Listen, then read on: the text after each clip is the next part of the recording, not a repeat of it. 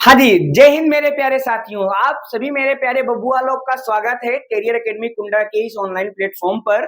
तो आज है क्लास 10th की बारी और क्लास 10th में हम लोग फिजिक्स को कंटिन्यू करते हुए आज हम पहुंच चुके हैं विद्युत धारा वाले टॉपिक पे। हमारे चैप्टर का नाम भी विद्युत धारा है और आज के टॉपिक का नाम भी क्या विद्युत धारा है, जिसको हम लोग बोलते हैं अन्य शब्दों में इंग्लिश में इलेक्ट्रिक करंट। तो आज हम लोग इलेक्ट्रिक करंट के बारे में बात करने वाले हैं। जो मैंने लास्ट क्लास में डिस्कस किया था, विभव क्या होता है, विभवांतर क्या होता है, मुक्त इलेक्ट्रॉन क्या होते हैं, आवेश क्या होते हैं, उन्हीं सभी चीजों को निष्कर्ष के रूप में उन्हीं सभी चीजों को मिला करके इस टॉपिक को तैयार किया गया है। तो अगर आपने उन्हें नहीं देखा है, उन वीडियो के बारे में आपको नहीं पता है, तो आप यहाँ पे जाकर के देख सकते हो और उन्हें पढ़ सकते हो। हालांकि अभी आप वीडियो में रहिए, वीडियो में आराम से बने रहिएगा। सब कुछ बहुत आराम से, बहुत डिटेल में, एक एक चीज, एक एक पॉइंट को बहुत प्यार से मैं आपके सामने डिस्कस करूंगा और आपको कोई भी किसी भी प्रकार से प्रॉब्लम आने वाली नहीं है। तो स्टार्ट करते हैं वीडियो को। और आज का टॉपिक है हमारे पास विद्युत धारा। टॉपिक का नाम क्या है? विद्युत धारा। तो हमारे पास विद्युत धारा टॉपिक का नाम आता है और इंग्लिश में इसको बोलते हैं इलेक्ट्रिक करंट। क्या बोलते हैं? इलेक्ट्रिक करंट बोलते हैं। तो ये हमारे पास हो गया इलेक्ट्रिक करंट हो गया। क्या होता है इलेक्ट्रिक करंट, कैसा होता है, किसकी वजह से होता है, सब कुछ बहुत आराम से पढ़ेंगे। सबसे पहले हमारी बुकों में क्या लिखा गया है कि आवेश प्रवाह की दर को विद्युत धारा कहते हैं। आवेश प्रवाह की दर को विद्युत धारा कहते हैं। इसका मतलब कि अगर आवेश गति करेगा तो क्या बन जाएगी? विद्युत धारा बन जाएगी। क्या बन जाएगी? विद्युत धारा बन जाएगी। लेकिन वहां पे थोड़ा से हमें चीजों को सही करना है। गलत वो नहीं लिखा है, वो एक आपके हाई स्कूल के हिसाब से भाई डायरेक्ट आपको बता दिया गया है, बट उसको थोड़ा से हम अलग वे में पढ़ेंगे तो आप समझ पाएंगे। और रीजन भी मैं आपको बताऊंगा कि क्यों उस परिभाषा से ज्यादा बेटर परिभाषा ये है जो मैं आपको बता रहा हूं। तो हमारे यहाँ पे लिखा होता है विद्युत धारा की परिभाषा, आवेश प्रवाह की दर। आवेश प्रवाह की दर, आवेश प्रवाह की दर को विद्युत धारा कहते हैं। आवेश प्रवाह की दर को विद्युत धारा कहते हैं। सबको ये बात पता है, बहुत अच्छे से पता है। बट यहां पे क्या होने वाला है, इस परिभाषा में थोड़ी सी कुछ कमी रहती है, तो उसको मैं डिस्कस करता हूं। सुनिएगा बहुत ध्यान से। हमने यहां पे एक बना दिया तार। ये हमारे पास क्या हो गया? एक चालक तार हो गया। और इस तार में बहुत सारे क्या हैं? इलेक्ट्रॉन हैं। बहुत सारे क्या हैं? इलेक्ट्रॉन हैं, जो कि क्या करते रहते हैं? प्रत्येक क्षण गति करते रहते हैं। क्या करते रहते हैं? गति करते रहते हैं। आप सब बच्चों को पता होगा कि इलेक्ट्रॉन जो होता है वो हमेशा क्या करता है? गति करता है। लेकिन अगर इलेक्ट्रॉन गति कर रहा है तो विद्युत धारा मिलनी चाहिए। क्यों? क्योंकि इलेक्ट्रॉन गति करता तो क्या बन जाती? धारा। ये हमें बताया गया है, हमें समझाया गया है। और मैं भी इसी बात को बोलता हूं कि अगर इलेक्ट्रॉन गति करेगा तो क्या बन जाएगी? विद्युत धारा बन जाएगी। बट अब हम प्रॉपर उस टॉपिक को पढ़ रहे हैं, इसलिए उसको बहुत आराम से और बहुत डेप्थ तक, उसके तह तक जाके चीजों को समझेंगे कि विद्युत धारा क्या होता है। ठीक है, सुनिएगा ध्यान से। यहां पे हमारे पास एक दूसरा चालक तार है, ठीक है, और यहां पर भी क्या होंगे? इलेक्ट्रॉन होंगे। क्या होंगे? इलेक्ट्रॉन होंगे। तो ये हमारे पास क्या हो गया? इलेक्ट्रॉन हो गए। ठीक है, समझिएगा आप सभी मेरे प्यारे साथी लोग। बहुत आराम से, बहुत प्यार से एक एक चीजों को डिस्कस कर रहा हूं मैं। तो ये हमारे पास क्या हो गया? इलेक्ट्रॉन हो गया। और यहां पे मैंने क्या जोड़ दिया है? बैटरी। तो इलेक्ट्रॉन एक दिशा में हो गए। सुनिएगा, अगर आपने केमिस्ट्री पढ़ा होगा तो वहां पे आपके टीचर ने आपको एक बात बताया होगा एटम के बारे में। और उस दिन जब मैंने आपको मुक्त इलेक्ट्रॉन के बारे में डिस्कस किया था, एटम के बारे में डिस्कस किया था, तो मैंने भी आपको वहां पे एक चीज बताई थी। क्या? याद करिए जरा, कि हमारे पास एक नाभिक होता है। क्या होता है? एक नाभिक होता है। और इस नाभिक के चारों तरफ इलेक्ट्रॉन क्या करते हैं? चक्कर लगाते हैं।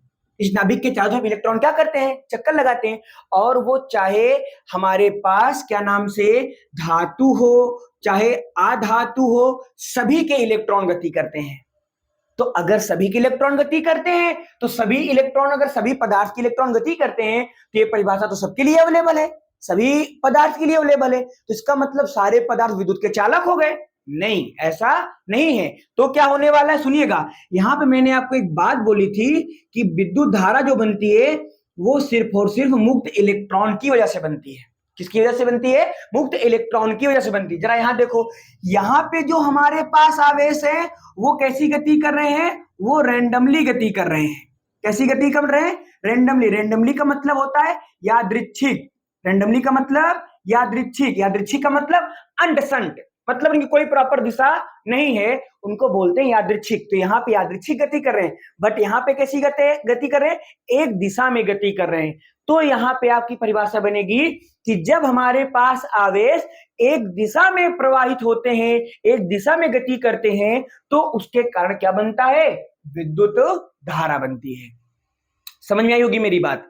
यहां पे क्या है? इलेक्ट्रॉन गति कर रहे हैं। इलेक्ट्रॉन तो सभी पदार्थों में गति करता है, इसका मतलब सभी पदार्थ तो हमें विद्युत के चालक होने चाहिए, चाहे दीवार है चाहे प्लास्टिक हो, इलेक्ट्रॉन तो इसके अंदर भी मूव कर रहा है। बट उसके वजह से, इलेक्ट्रॉनों की वजह से, मूविंग की वजह से यहाँ पे हमें विद्युत धारा नहीं मिले, क्योंकि इसके जो इलेक्ट्रॉन है वो एक डायरेक्शन में गति नहीं कर रहे हैं।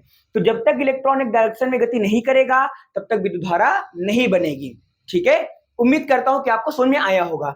तो यहाँ पे अब इसकी जो परिभाषा आती है वो क्या आती है, मैं अब आपको लिखता हूं। इसकी परिभाषा क्या आती है कि जब आवेश एक निश्चित दिशा में, अब इसकी परिभाषा कंप्लीट। वो परिभाषा गलत नहीं है, लेकिन आपके हाई स्कूल का देखो भाई, जब हम छोटी क्लासेस में होते हैं तो हमें बहुत ज्यादा कंसेप्ट या बहुत डेप्थ में जाके चीजों को नहीं बताया जाता है।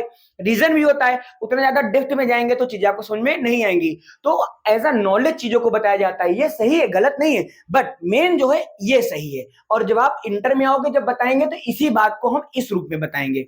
ठीक है, तो इसलिए मैं आपको अभी से चीजों को बता रहा हूं। तो जब आवेश एक निश्चित दिशा में, जब आवेश एक निश्चित दिशा में गति करता है तो विद्युत धारा प्राप्त होती है। तो विद्युत धारा प्राप्त होती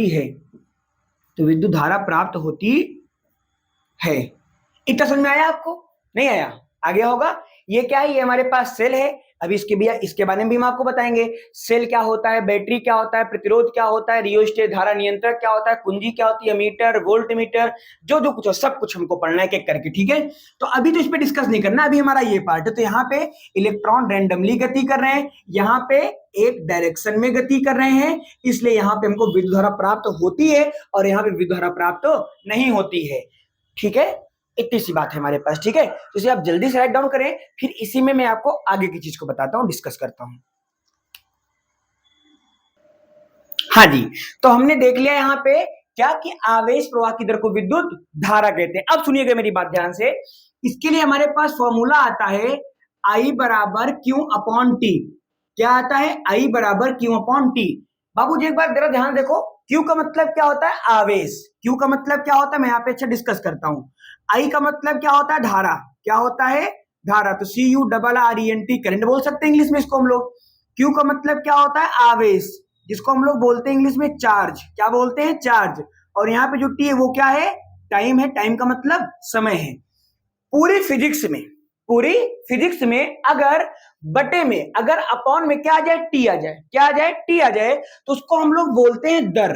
क्या बोलते हैं? दर। दर का मतलब क्या होता है? समय। क्या होता है? समय। इसीलिए जो मैंने भी परिभाषा लिखी थी, मैंने वहां पे क्या लिखा था? आवेश प्रवाह की दर। आवेश प्रवाह की दर को क्या बोलते हैं? विद्युत धारा बोलते हैं। क्यों दर? क्योंकि बटे में क्या आया था? टी आया था। क्या आया था? टी। अगर बटे में टी आएगा तो उसको क्या बोलेंगे? दर बोलेंगे। ठीक है, बढ़िया है, समझ में आ रहा है। चलो आगे बढ़ते हैं। अब I बराबर Q अपॉन टी। अब इसका मात्रक भी हमको निकालना पड़ेगा, परिभाषा भी निकालनी पड़ेगी, तो मात्रक निकालते हैं। तो सबसे पहले अगर हम इसके यूनिट के बारे में बात करें तो जो इसकी यूनिट हो जाएगी वो क्या हो जाएगी? I बराबर Q अपॉन टी। तो Q का मात्रक क्या होता है? कूलाम। क्या होता है? कूलाम। और T का मात्रक क्या होता है? सेकेंड। क्या होता है? सेकेंड होता है। तो इसका मात्रक क्या बन जाएगा? कूलाम बटे सेकेंड। कूलाम बटे सेकेंड। बट इस मात्रक को जनरली हम लोग यूज नहीं करते या बहुत कम यूज करते हैं। ठीक है, ज्यादातर आपको इसकी जगह पर एक प्यारा छोटा सा मात्रक आएगा और उसका नाम क्या होता है? एम्पियर। क्या होता है? एम्पियर होता है। ठीक है, और एम्पियर को लिखा किससे जाता है? ए से। तो इसका मतलब जो धारा होगी उसका मात्रक क्या होगा? एम्पियर होगा। धारा का मात्रक एम्पियर होगा। धारा का मात्रक कूलाम बटे सेकेंड भी होता है, लेकिन एम्पियर ज्यादा यूज किया जाता है। ठीक, चलो आगे देखते हैं। अब यहां पे जो आगे हमारे पास आ रहा है आई बराबर क्यू अपॉन टी, आई बराबर क्यू अपॉन टी, इसके बेस पे अब हम ये निकालेंगे कि एक एम्पियर क्या होता है। जैसे मैंने आपको विभव पढ़ाया तो उस विभव में मैंने आपको बताया एक वोल्ट विभव क्या होता है। जब मैंने आपको विभवांतर पढ़ाया तो मैंने वहां बताया आपको एक वोल्ट विभवांतर क्या होता है। उसी प्रकार से अब हमें बात करना है कि एक एम्पियर धारा क्या होती है। देखो बहुत आसान है, अगर आपने लास्ट वीडियो देखा होगा तो आप तुरंत इसको समझ जाओगे कि क्या होता है एक एम्पियर, बट इसके लिए मैं डिस्कस करता हूं। देखो जब भी एक के बारे में बात करेगा तो हमें फॉर्मूले की आवश्यकता पड़ेगी। अगर आपको फॉर्मूला नहीं याद है तो परिभाषा आप नहीं बना पाओगे। सुनिएगा ध्यान से, इसके लिए अब यहां मैं किसकी परिभाषा लिख रहा हूं, एक एम्पियर की। किसकी लिख रहा हूं, एक एम्पियर की। तो बाबूजी मेरे पास यहां पे क्या है, एक चालक तार है। क्या है, एक चालक तार है। और इस चालक तार में कौन गति कर रहा है, आवेश। कौन गति कर रहा है, आवेश गति कर रहा है, क्यों है, ठीक है। और इस आवेश को इस चालक तार में जाने में समय कितना लग रहा है, टी। कितना लग रहा है, टी। अब सुनिएगा यहां पे ध्यान से, तो क्या होगा, यदि यदि यदि यदि टी का मतलब समय, यदि किसी चालक तार से, यदि किसी चालक तार से या किसी चालक तार के सिरे से, किसी चालक तार के, चलो सिरे लिख देते हैं, किसी चालक तार के सिरे से एक सेकंड में, एक सेकंड में एक कूलाम, बोला ना, अगर एक के बारे में लिखोगे तो मात्रक सहित बात करना पड़ेगा। तो एक सेकंड में एक कूलाम आवेश प्रवाहित होते हैं। एक सेकंड में एक कूलाम आवेश प्रवाहित होते हैं, प्रवाहित होते हैं। तो वहां पर धारा एक एम्पियर होगी। तो वहां पर धारा एक एम्पियर होगी। कैसे होगी सर, देखो भाई कैसे होगी। फॉर्मूला क्या होता है हमारे पास, आई बराबर क्यू अपॉन टी। फॉर्मूला क्या होता है, आई बराबर क्यू अपॉन टी होता है। क्यू का मान कितना रखा है, एक कूलाम, तो मैंने यहां पे रख दिया एक कूलाम। टी का मतलब क्या होता है, समय, तो समय का नाम कितना हो जाएगा, एक सेकेंड हो जाएगा। और एक बटे एक का मतलब कितना होता है, एक होता है। तो यहां पे आ जाएगा आई बराबर एक सेकेंड। आई बराबर क्या हो जाएगा, एक एक कूलाम बटे सेकेंड, एक कूलाम बटे सेकेंड। अब कूलाम बटे सेकेंड बराबर क्या होता है, एम्पियर होता है। क्या होता है, एम्पियर होता है। तो इसकी जगह पे मैं क्या रख सकता हूं, एम्पियर रख सकता हूं। तो आई बराबर कितना हो जाएगा, एक एम्पियर हो जाएगा। आई बराबर क्या हो जाएगा, एक एम्पियर हो जाएगा। एक एम्पियर कब मिला बाबू, जब आवेश का मान एक कूलाम था, समय कितना लग रहा था, एक सेकेंड लग रहा था। यहीं पर इसीलिए मैंने एक चालक तार बनाया और मैंने बताया कि जब किसी चालक तार के एक सिरे से दूसरे सिरे पर एक आवेश को जाने में, आवेश कितना जाएगा, एक आवेश का मतलब एक कूलाम, एक आवेश को जाने में, एक कूलाम आवेश को जाने में समय एक सेकंड लगेगा। तो उस चालक तार में जो धारा होगी वो कितनी होगी, एक एम्पियर होगी। ठीक है, समझ में आ रही मेरी बात, बहुत आराम से बता रहा हूं चीजों को, बहुत डिटेल तक रखे। ठीक है, तो यहां पे हमारे पास ये आ जाएगा। अब यहाँ पे एक चीज और हमने पढ़ा है, चलो इसका ये वाला टॉपिक समझ में आ गया होगा। ठीक है, टॉपिक का मतलब छोटा सा सब टॉपिक है, छोटा टॉपिक है। अब हमारे पास क्या आता है कि धारा व इलेक्ट्रॉनों के बीच संबंध है ना। तो धारा तथा इलेक्ट्रॉन के बीच संबंध, इलेक्ट्रॉन के बीच संबंध। तो अब हम लोग इसके बारे में बात करें। देखना फॉर्मूला क्या है हमारे पास, आई बराबर क्यू अपॉन टी। आई बराबर क्यू अपॉन टी। क्यू बराबर क्या होता है, एनी होता है। याद करो आवेशों का क्वांटमीकरण, जब मैंने आपको आवेशों गुणधर्म पढ़ाया था तो वहां पे मैंने आपको तीसरा चौथा पॉइंट में बताया होगा आवेशों क्वांटमीकरण, इंग्लिश से बोलते हैं क्वांटाइजेशन ऑफ चार्ज। तो वहां पे मैंने क्या बताया था, क्यू बराबर एनी। क्यू बराबर एनी, इसका मतलब क्या कि हम आवेशों को विभाज्य नहीं कर सकते, जो सबसे छोटा आवेश होगा उसका मान कितना होगा, एक होगा। तो यहाँ पे क्यू बराबर क्या रख सकते हैं, एनी। तो हो जाएगा एनी अपॉन टी। क्या हो जाएगा, एनी अपॉन टी। आप चाहो तो यहां से एन का मान निकाल सकते हो, यहां से ई का मान निकाल सकते हो, यहां से टी का मान कुछ भी निकाल सकते हो। तो ये वाला काम हमको कहां पे देगा, ये वाला काम हमारा देगा न्यूमेरिकल लगाने में, सवाल को सॉल्व करने में। ठीक है, तो इतनी सी बात है आज के इस स्लाइड के में।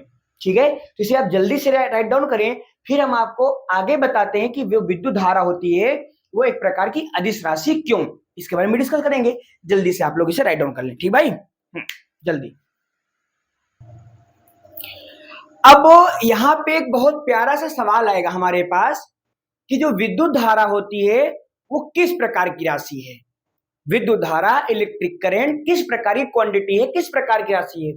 अदिश राशि है, सदिश राशि है, प्रदिश राशि है, स्केलर क्वांटिटी, वेक्टर क्वांटिटी या टेंसर क्वांटिटी, उसी अदिश सदिश प्रदिश को इंग्लिश में बोलते हैं। तो यहां पे हमारे पास सवाल आएगा कि धारा कैसी राशि है, धारा कैसी राशि है, धारा कैसी राशि है, इसके बारे में डिस्कस करेंगे। ध्यान सुनिएगा ध्यान से बाबूजी। हमारे पास यहाँ पे क्या चालक तार है और यहां पर भी एक क्या चालक तार है, और ये दोनों चालक तार यहाँ पे क्या हो गए, मिल गए, और ये चालक तार नीचे आ गए।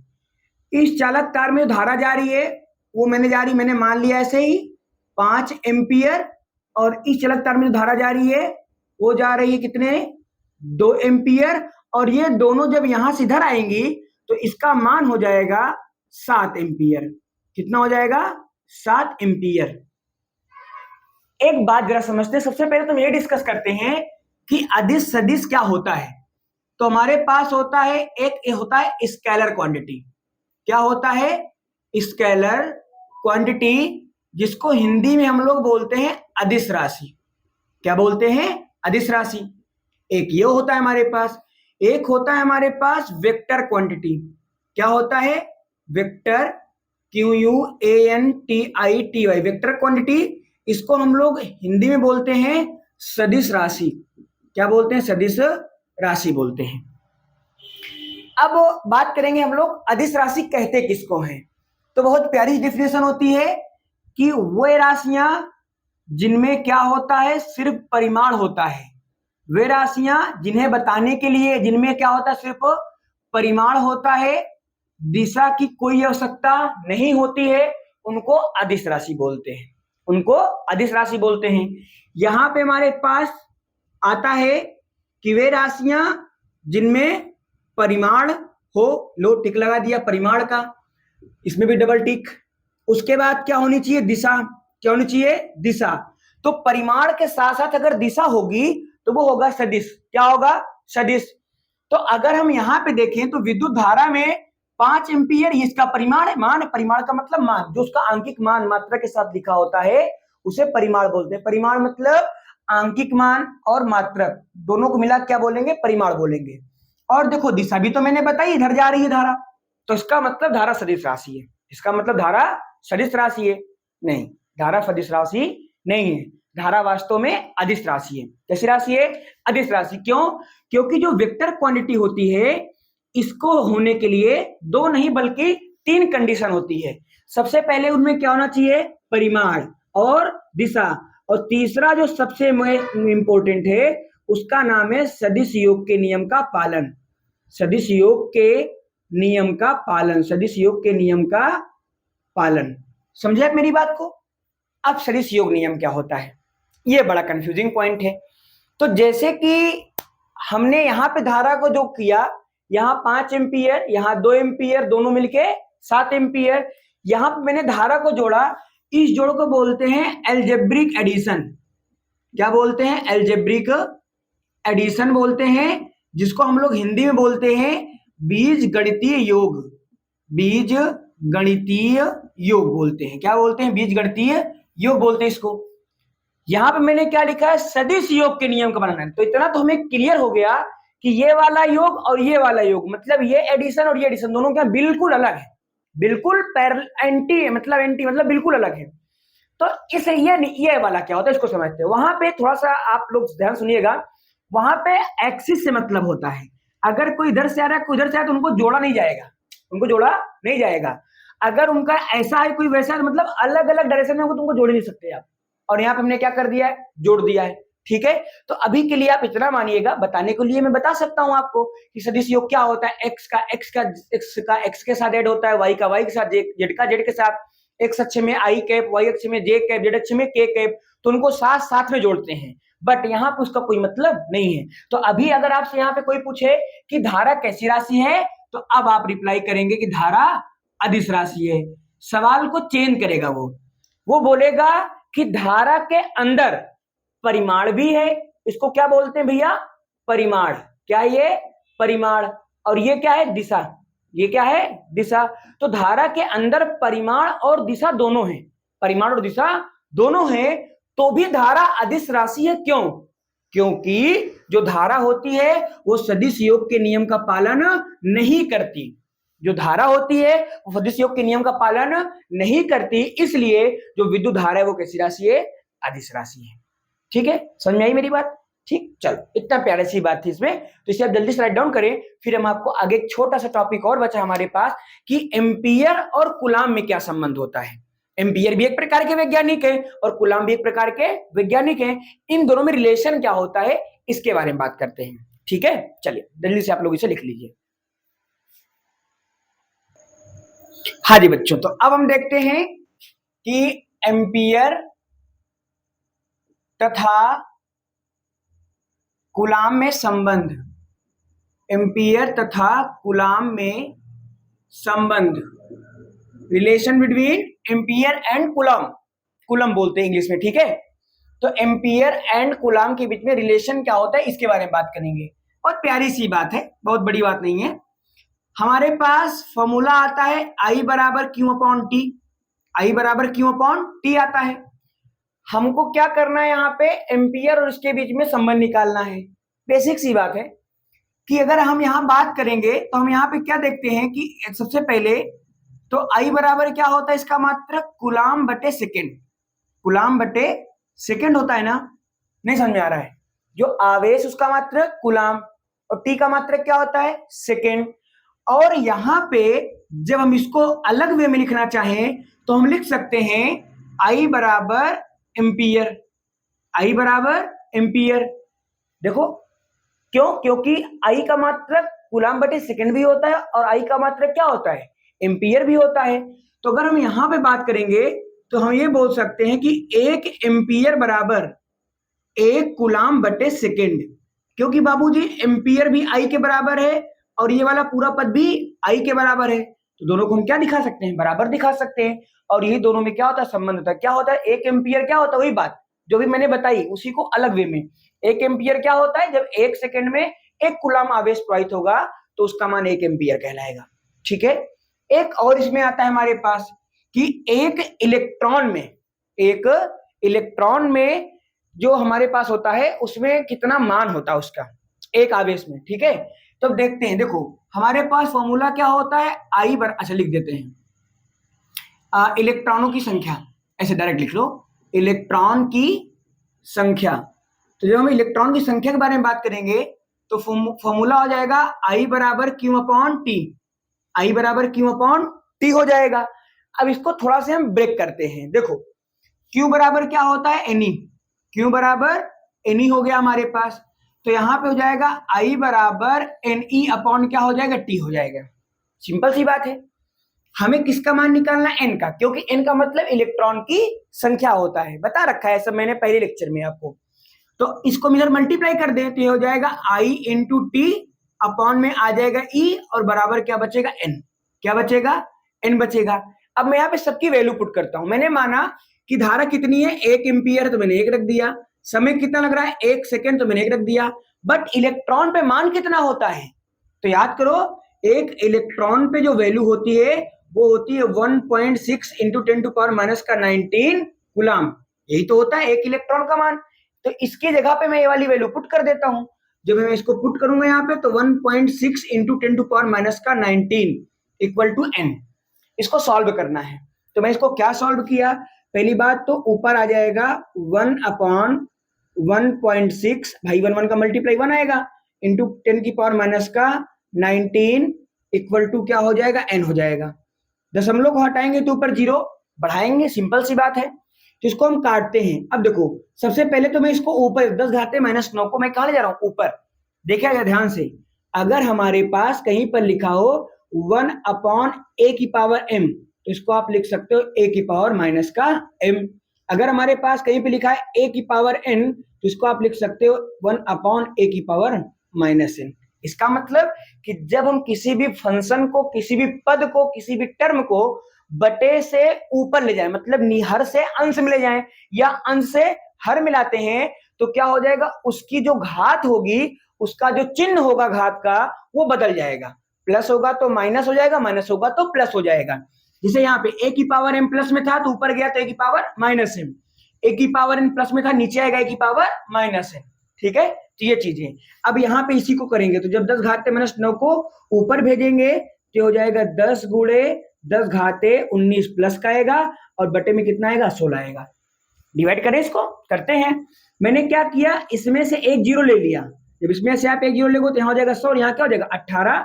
तो मैंने यहाँ पे लिख दिया 100 गुणे 10 घाते 18 और बटे क्या आ जाएगा 16। एक सेकंड भैया, दिख रहा है कि नहीं नीचे? हाँ दिख रहा है, इससे ज्यादा नीचे करेंगे तो नहीं दिखेगा।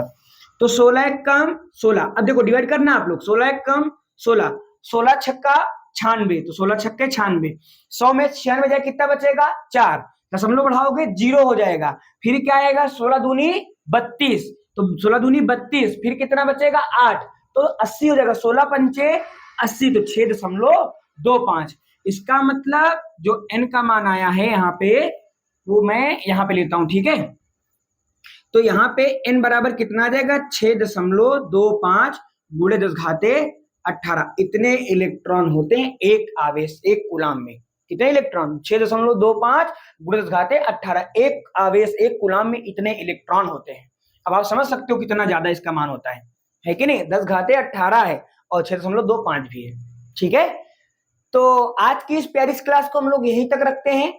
कोई बहुत बड़ी चीज हमने आपको नहीं बताई है, लेकिन जो छोटी छोटी चीजें जो कि अभी बड़ी बनने वाली हैं, उनको मैंने बहुत जीरो से आपके लिए स्टार्ट किया है और बहुत बेसिक से बिल्कुल एडवांस तक आपको हम ले गए हैं। ठीक है, तो आप सभी बच्चों से रिक्वेस्ट है प्यार से कि आप इस चैनल के बारे में और अपने दोस्तों को बताएं और चैनल को शेयर करें, लोगों को बताएं, जो आपके सहपाठी हैं, जो आपके स्टूडेंट हैं, क्लासमेट्स हैं, उनको आप शेयर करें और बताएं कि हाँ यहाँ पे physics, chemistry, math, bio, English अभी तो 2-3 क्लासेस मिल रही हैं, बट धीरे धीरे आपको सारी क्लासेस अवेलेबल हो जाएंगी। ठीक है, तो जल्दी से आप शेयर करें, अपना प्यार दें, कमेंट में रिप्लाई करें। अगर आपको कोई प्रॉब्लम होती है, कमेंट, बेशक हम आपकी कमेंट का रिप्लाई ना कर पाए, बट कमेंट पढ़ते जरूर है। हर वीडियो का एक एक कमेंट पढ़ते हैं कि बच्चे ने क्या रिप्लाई किया, बच्चे को क्या प्रॉब्लम है। ठीक है, तो मिलते हैं फिर आपसे नेक्स्ट वीडियो में। आप अपनी पढ़ाई को जारी रखें, अपना ख्याल रखें और मस्त एकदम चिल होकर के पढ़ाई करें, क्योंकि पढ़ने में कोई प्रॉब्लम आने वाली आपको नहीं है। मिलते हैं फिर नए वीडियो में, तब तक के लिए आप से मेरे प्यारे भाई साहब को जय Hind, bye bye, take care.